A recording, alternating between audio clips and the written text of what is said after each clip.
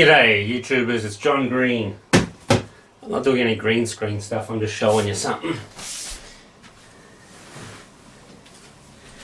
Alright, you can see me better. I've been talking about this in my last video. Alright, what was I talking about? In the last video I was talking about going back to the old school. You know, like I tried to embrace minimalism by buying the Lofi Studio production setup thing. I had the Lofi keypad, the Lofi control pad, Lofi light pad, and the Lofi keyboard block. And you know, like I really like them. They would more suit someone that was using a laptop all the time, whereas I'm using a PC. And because I'm using a PC, I've got a lot more room on the desk. So I don't really need to use all the minimal stuff. I like to use stuff that's actually made, for grown people. Alright, so I've got the Seaboard Rise, the 25 key Seaboard Rise from Lofi. I'm keeping it, I love it, I'll never give it up. Maybe unless I get a 49 key cheap or something. But love it. Keeping it for solos, flutes, wind instruments, saxes, you know, that kind of thing. And behind me, it hasn't been a week. But anyway, when you order from Germany, you can be assured that there'll be a no-nonsense return policy. And I've had a lot of great success ordering from Germany. As a person who lives in Ireland, ordering from the UK used to be the way everything was done. But to be completely honest, once Brexit kicked in, something like this is not made in the UK, therefore it is subject to customs charges. This box alone, I was like 329 euros, no postage, because anything over 199 euros from Torman or Dorman comes postage free. Anything over 199. It's easy to spend more than 199. And before you think I've got heaps of money, I sold all of my Lofi blocks and Seaboard block and touchpad things. You know, I sold that stuff, and now I can actually afford. I even sold my LPD8 Akai 8-pad touchpad because this is what I really wanted. Going back to the old school, I want to pause a moment and remember all of those from the old school. For those about to make beats, we salute you. And this device is going to help me do exactly that. I wouldn't dare use a knife. Wouldn't dare. I'm using the softest thing I can find. It's just a little wooden key thing. Rub it on there. I would never forgive myself if I used a knife and then cut through the packaging and into the device. Man, that would be bad.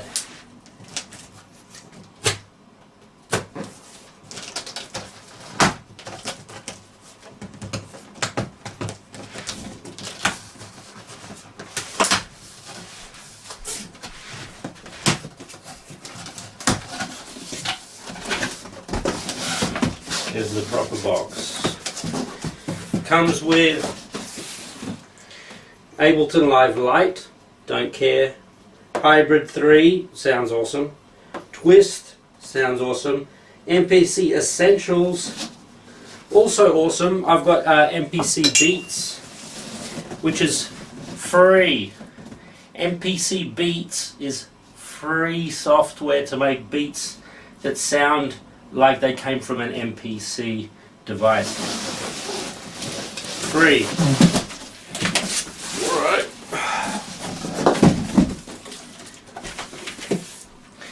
I know you're really not here to just watch an unboxing. The next video I'm going to do, I'll actually show you me using this thing.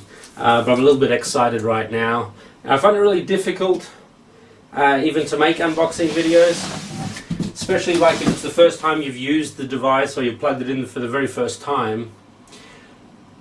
You might find you haven't done your MIDI properly, or a cable is in the wrong place, or you haven't assigned the keyboard to the software or the DAW that you're using, so it's not working properly. That kind of stuff I find very difficult to film. So I'll just show you what this thing looks like. I'll turn it on and everything, but I'll do a proper video in the next video. Right, this thing was actually my second choice, believe it or not. My first choice was the Arturia. I think it's the Keylab. But anyway, it's the very nice Arturia that's 400 euros. 400 euros. It has a metal body though, which I think is awesome. And I think if you did buy the Arturia, two really great benefits. Number one, it's got not only a metal body, but it's really built to last. You could be using that Arturia 20 years from now, and I'm sure nothing would really go wrong as long as you keep updating the software, you know, from time to time. The second thing about the Arturia is that they have the very best, in my opinion, the very best VSTs, as in the organs, the synthesizers, all of the traditional sounding pianos and things like that. I believe all of those keyboards, every keyboard you could think of, the Jupiter, the Juno, all of these things, the best ones are in the Arturia synthesizer packs. The best.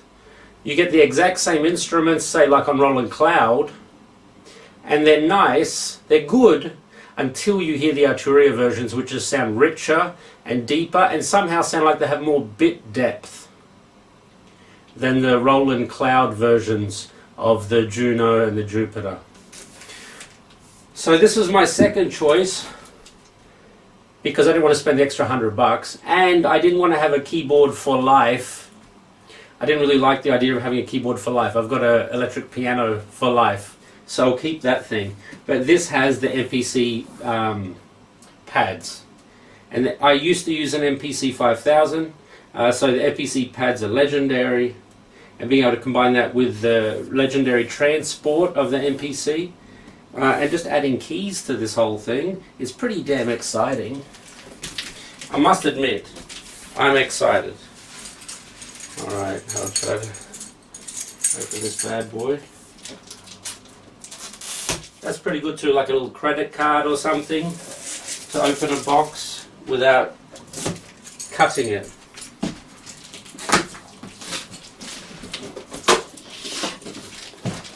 It's pretty slim. Pretty slim. Just one cable. Cute. Alright, it comes with one USB cable. And it's the USB that goes into the back of a printer. So USB one end and that kind of D-shaped thing on the other side. I'll pull it out. The cable itself doesn't look like very high quality. Just some Chinese cable. You probably have better ones than this already.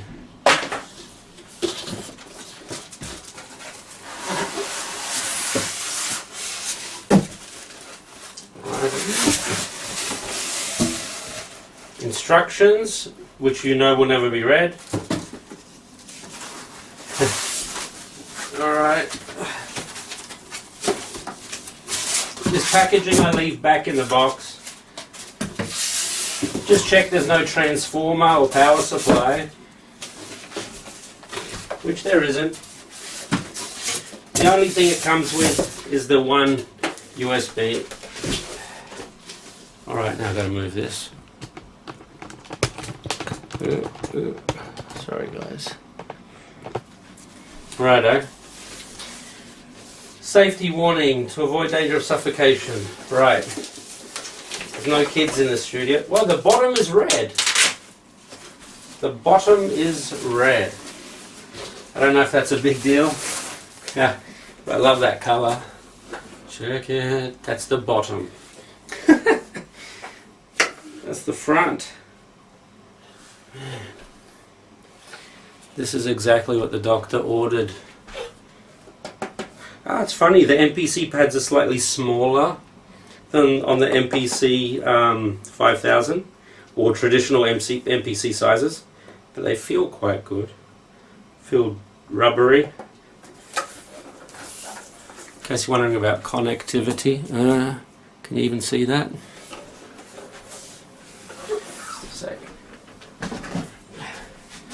Right, so I just pack all of this stuff back in the box because at some point, you know, maybe in a couple of years or whatever, maybe I'll get a bigger one or a better one. I can sell this. So always keep your box. This is the nice strip that goes under the keys so the keys don't get depressed during transport.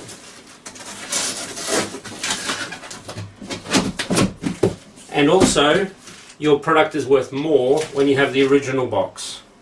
But when you send this on eBay, you should pack this into another box just to make sure it doesn't get damaged.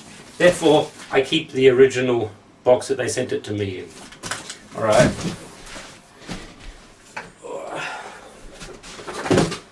It's not meant to sit there.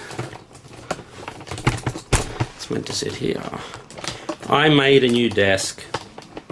A desktop to put that on. Faders feel pretty smooth.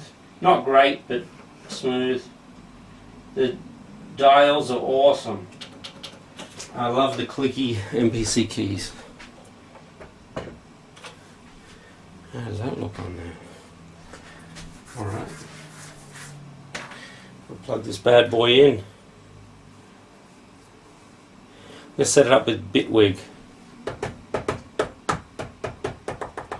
Much more responsive than the LPD8 pads. Smaller than the MPC 5000. The pads. Alright, is that too short? No, that'll do it. So the power works by USB in the back, and I can only assume that your audio out is going through the same USB cable, which is not unusual these days. You've got MIDI out, MIDI in at the back. You have an expression pedal and a sustain pedal. You have to be careful of the polarity on your pedal to make sure that it works correctly. What's that? There's an on-off button. Oh, it's just an on-off button. I don't know why I thought it was special. And then there's also an external 12 volts in. 5 volts, 1 amp. That's funny. That's about the same as a guitar pedal. Alright, plug this in. Let's see.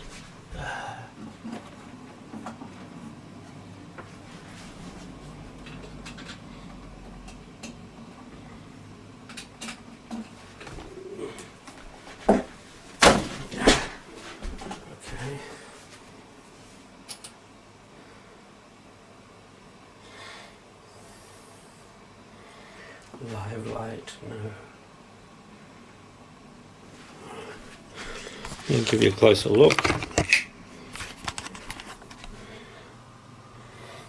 Automatically, this is the first thing I saw. So I want to find the one for Bitwig.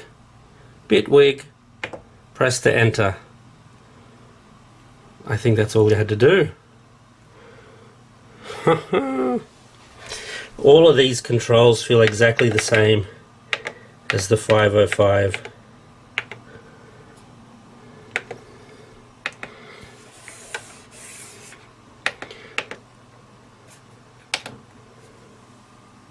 Right. They have these eternal turning knobs. They are very smooth, much smoother than the faders. The faders are so-so. All of these controls are basically the same. Bitwig, Bitwig. Alright, I don't need to do anything to that. How do I get out of there? Alright, I'm going to watch a couple of videos online. How to kickstart. Alright, I don't know Okay, there's a few things to get started with here. USB, MIDI, presets is fine. Programs, don't have any on there, but I'll have to turn on the software to work it properly. See this? It's got the cool, oh, they're a little bit rubbery, a little bit satiny, and a bigger one, which I'll give you a demo of all this in the next video. Alright, that's a tap tempo, which is easy enough. Note repeat, which we love, and note repeat is going to be represented by quarter